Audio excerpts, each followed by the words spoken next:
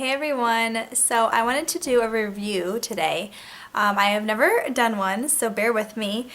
Still kind of a noob, and I'm actually doing 4 reviews, I should say. I'm going to be reviewing 2 high-end products and 2 drugstore products.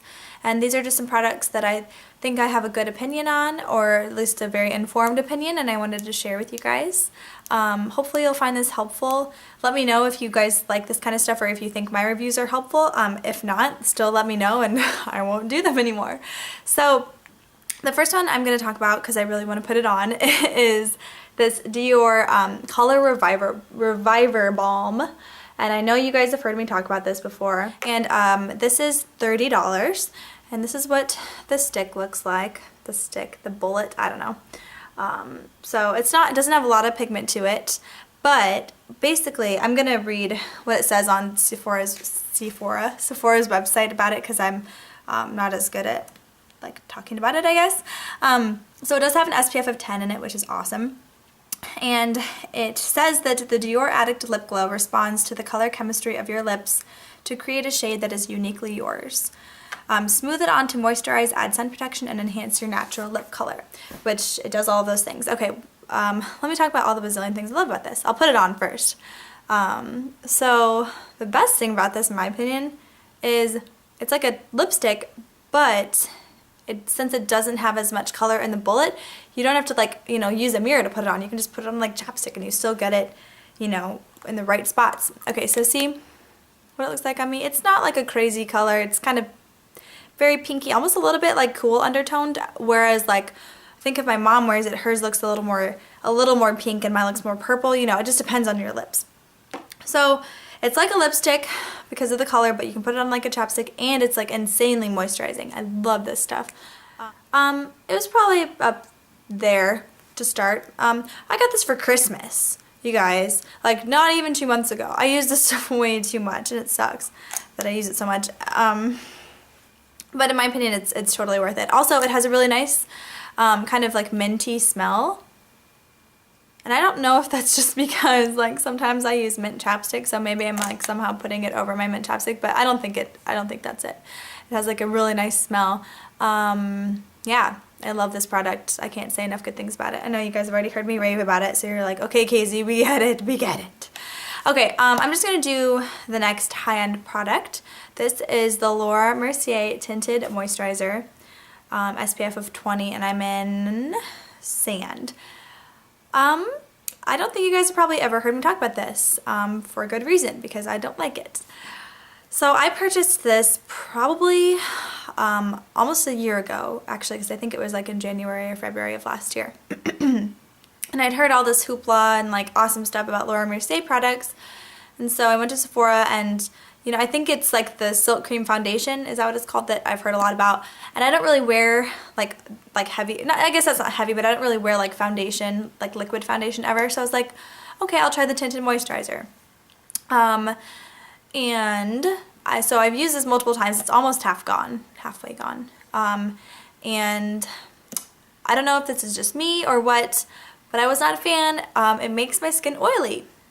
I started using it, I think, and because I purchased it back in February or whatever, like I said, and I maybe used it a couple times then, and then I started to use it more in the summer, because I was like, oh, tinted moisturizer in the summer, that's kind of perfect. But I noticed my skin was oily, and I'm like, oh, it's just the summer, it's humid, that's what it's from.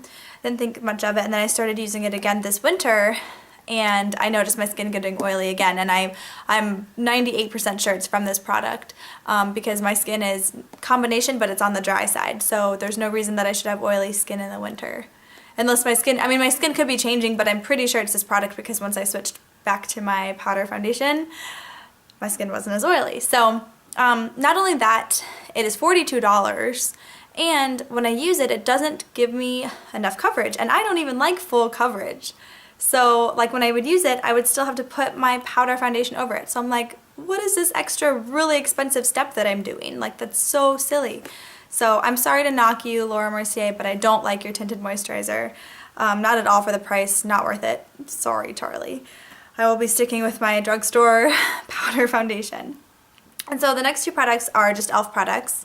The first one you guys have heard me talk about briefly, I believe. It's the waterproof eyeliner pen. Oopsie poopsie. It's a little slippery. And this is what the little tip looks like. It's very thin. I'll show you guys what it looks like on my hand. That's what it looks like. Very nice color. It's very dark, you know, very thin. What I love about this is like that you can be really precise with it, like a liquid liner, but it doesn't take as long to dry. It's not as messy, blah, blah, blah, blah. I don't remember how much this was. $1 or $2, I can imagine. Not much more than that. I don't really think, I mean, I had 2 of these and I don't know why, and one of them is like really dried out, so I'm wondering, I must have gotten that one, you know, before this one. So I don't know, you know, maybe the downside to this is they do kind of dry out a little bit because it's like a marker. And so, you know, if you think about a marker, it, you know, dries out eventually. So, but I do love the precision. The color payoff for the price is awesome. And then the next one is actually the e.l.f. liquid liner. You guys have probably heard about this on YouTube, I'm sure. And that's what the little tip looks like. And I'll put this on my hand too. Just, it's like, it's the top one. So this one I guess does look, it looks a little bit darker than the felt tip liner pen. But see, I usually use this when I'm just wearing eyeliner. And if I'm going to use this, it's probably going to be over eyeshadow. Oh, like I'm wearing it today actually. I did a little wing, which I don't always do. And I like this as well. When the first few times I used it, I wasn't impressed because I thought it took too long to dry, but now I'm noticing that it's much easier to manage. I like the color payoff a lot.